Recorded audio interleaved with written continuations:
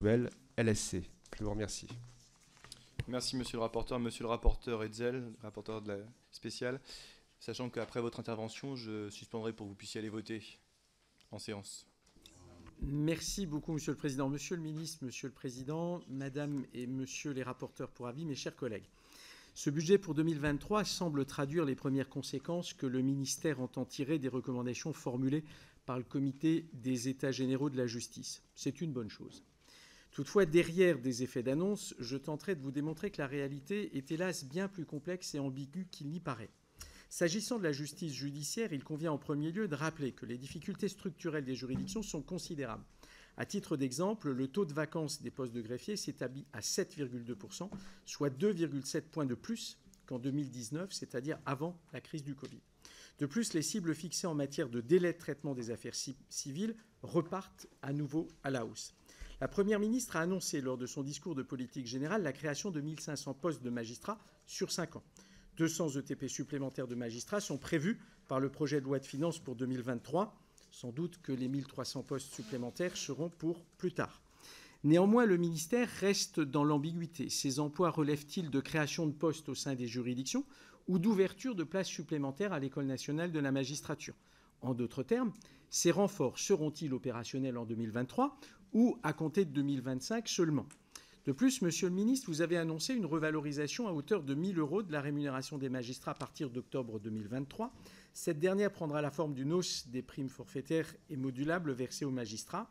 En réalité, nous voyons bien que cette revalorisation concernera en priorité les magistrats les plus expérimentés, dès lors que ces primes sont indexées sur le traitement indiciaire. Et surtout, cette prime ne résoudra pas la question centrale de l'attractivité de la profession. S'agissant de l'administration pénitentiaire, en dépit de la livraison de nouvelles places de prison, la population carcérale continue de progresser bien plus vite.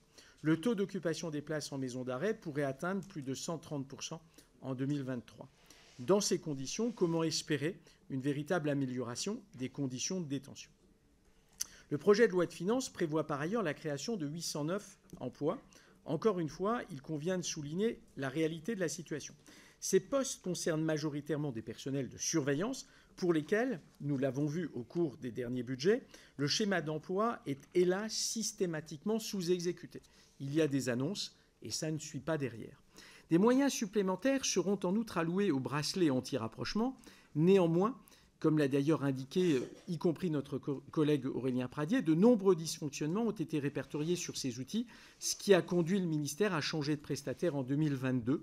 Cet exemple montre qu'en dépit de moyens supplémentaires, le pilotage fait toujours défaut.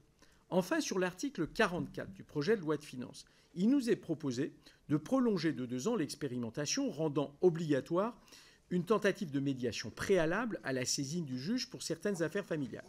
Sur le principe, j'y suis favorable. Toutefois, je dois signaler que ce serait la 3e fois que nous prolongerions cette expérimentation et que, selon les informations dont nous disposons, la CNAF n'a toujours pas donné son accord pour participer à son financement. Nous nous prononçons donc sur un article sans savoir quelle en sera la véritable portée.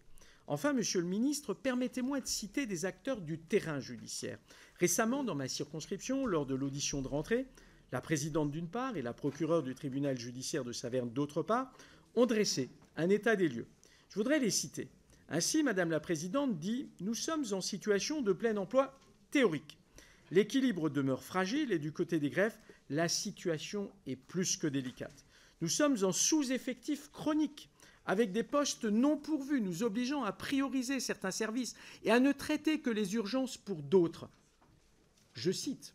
À cela, Madame la procureure ajoute, là aussi je me permets de la citer, « Le mérite de tous est grand car la justice est le seul service public à devoir absorber chaque année, dans les faits et à moyens constants, c'est ça la réalité, une quantité énorme de réformes, et ce, dans tous les domaines. » Vous le voyez, sur le terrain, les choses sont un petit peu différentes que dans vos discours. Pour conclure, tous ces exemples montrent que sans pilotage satisfaisant de ces moyens supplémentaires, la justice ne pourra sortir durablement de la crise qu'elle traverse encore aujourd'hui. Beaucoup reste donc à faire et jusqu'à présent, les résultats ne sont hélas pas satisfaisants. Monsieur le ministre, vous l'aurez compris, La justice de terrain, lorsqu'on l'interroge, celle du quotidien, celle qui la vit effectivement dans les tribunaux, et là aussi, elle est très éloignée de ce que vous venez de nous présenter. Et donc, ma question est très simple, Monsieur le Ministre.